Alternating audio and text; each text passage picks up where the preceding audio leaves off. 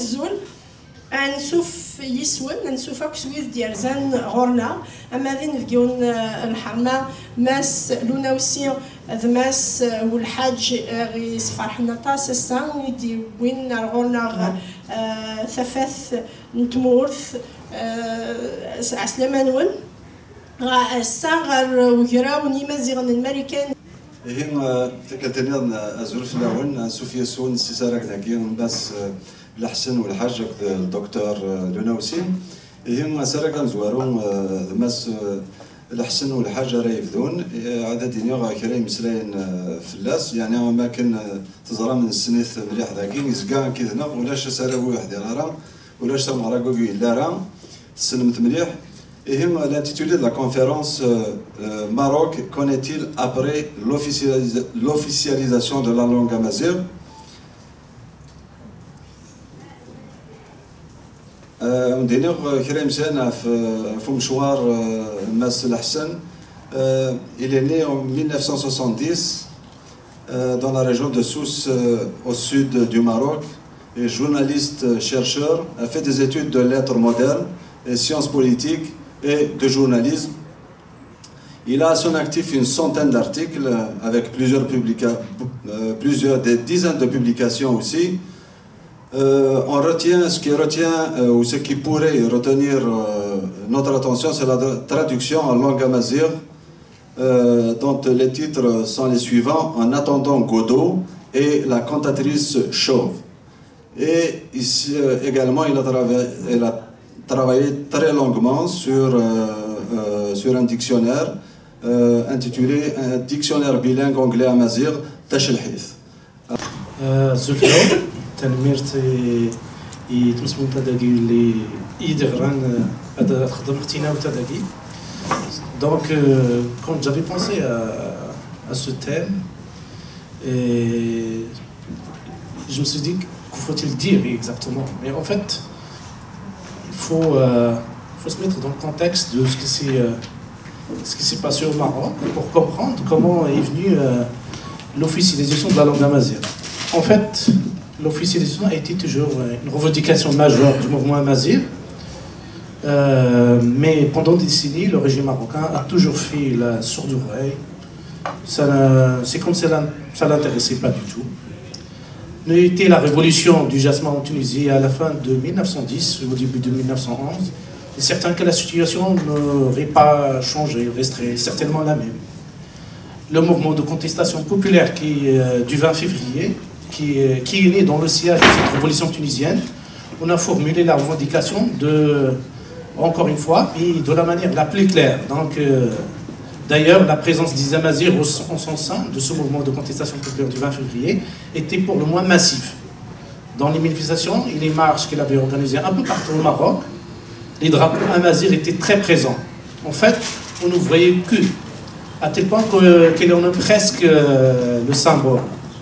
Ce que les observateurs et autres limites du régime ont bien noté, sentant donc le vent chaud de la révolution de l'Est, le roi Mohamed VI a fait à la hâte un discours le 9 mars 2011 où il annonce franchement et explicitement que l'ossature de l'identité marocaine est amazigh. Ce qui en a étonné plus d'un, dont moi-même, tellement que c'était surprenant. Surtout que le régime est connu pour le mépris absolu qu'il vaut aux Amazirs et tout ce qu'ils représentent. Mais le pire dans tout cela, c'est que certains militants amazirs, malheureusement, très grands militants amazirs, je dirais, ont cru que l'officialisation réelle de la langue amazigh, annoncée dans le même discours de Mohamed VI, serait comme une lettre à la poste. Est-ce de la naïveté ou de l'innocence, ou l'inconscience, pardon, je pense que c'est les deux à la fois, mais ils ne savent pas que c'est juste une manœuvre politicienne de bas étage. Hein. D'ailleurs, en vous remettant un peu dans le contexte, et là je vous demande de vous reporter à l'appellation que les médias internationaux ont donnée aux événements, ces événements majeurs qui ont secoué l'Afrique du Nord et le Moyen-Orient. En fait, ils les ont appelés le printemps arabe. On se distançant de l'arabité par l'affirmation de l'identité amazigh du Maroc, dans son discours d'avant la réforme constitutionnelle. Mohamed VI voulait éviter à tout prix à son régime le sort de Ben Ali, de Kadhafi et ainsi de suite. Ensemble, toute cette logorée amazirophile soudaine que le régime a enclenché tout seul est faite pour deux objectifs essentiels. Le premier est qu'il voulait dire au monde entier que le Maroc n'est pas arabe, et donc il n'est absolument pas concerné, ni de loin ni de près, par le printemps arabe.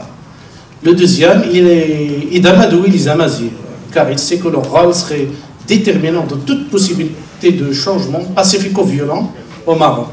Donc il faut donc les amadouer ou les endormir avec les promesses d'officialisation de leur langue en attendant des jours meilleurs. D'ailleurs, la suite des événements va nous donner amplement raison, surtout après avoir eu la conviction que les Marocains ne feraient plus de révolution comme les Tunisiens ou les Libyens.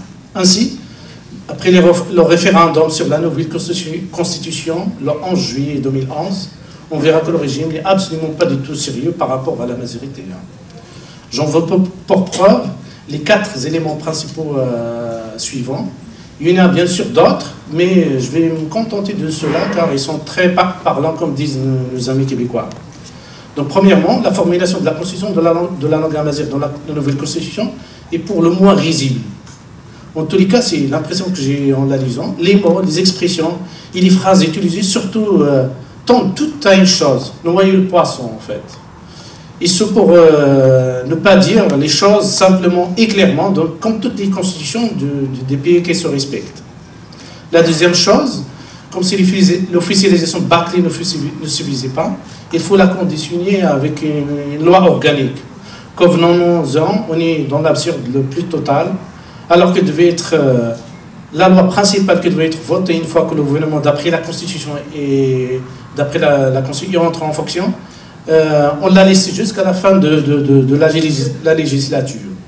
Rédigé dans la hâte et dans le temps mort du gouvernement par des amateurs sans aucune connaissance de la langue juridique arabe, car elle est générale, imprécise et non claire. Il condamne en fait la langue amazigh à une non-officialisation éternelle.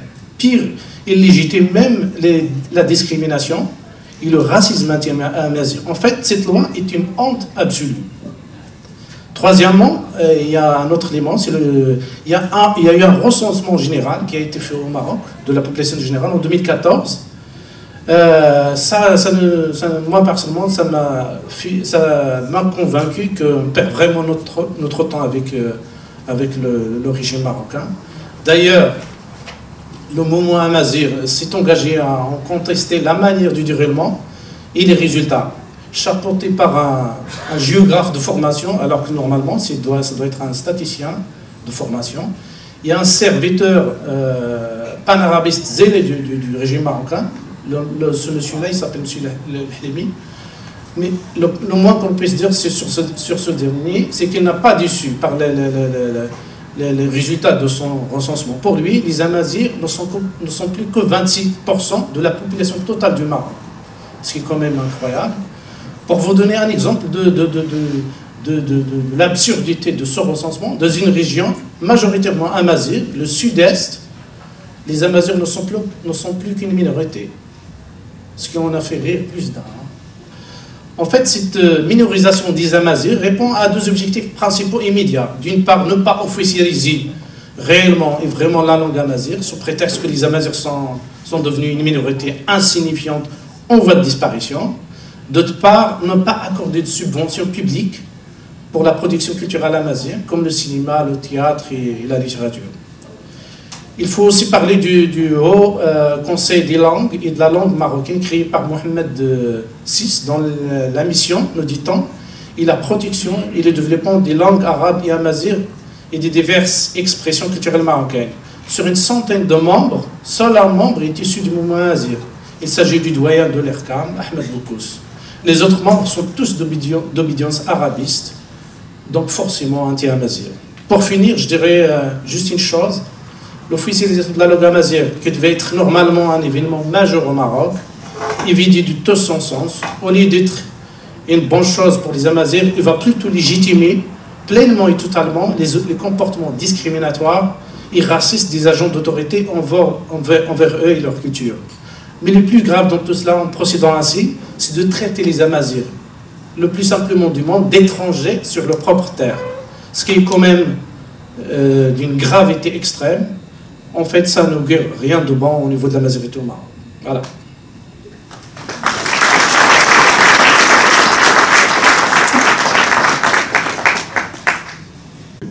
Et pour la standardisation de la langue amazigh, je pense que Internet, depuis l'avènement d'Internet, un travail extraordinaire a été fait. Donc les néologismes, on utilise pratiquement tous les mêmes, hein, que ce soit en Kabylie ou dans le Maroc, ou même en Algérie, ou en Tunisie, ou même en Libye.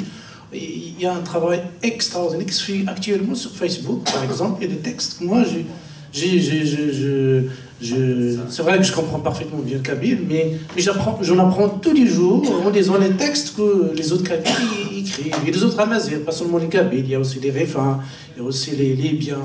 Mais cet instrument d'Internet, ça permet de rapprocher. C'est vrai qu'il y a les Tamazra, c'est un espace géographique très immense, mais maintenant on a la chance d'être rapproché justement pour cet instrument d'Internet. Et c'est une chance, une très grande chance pour la langue amazigh. Donc je pense, comme l'a dit mon aîné Damouloud, donc le travail d'un standard, ça va prendre peut-être même des siècles, hein, mais nous on est là, on sera là jusqu'à ce que ce soit fait. On transmet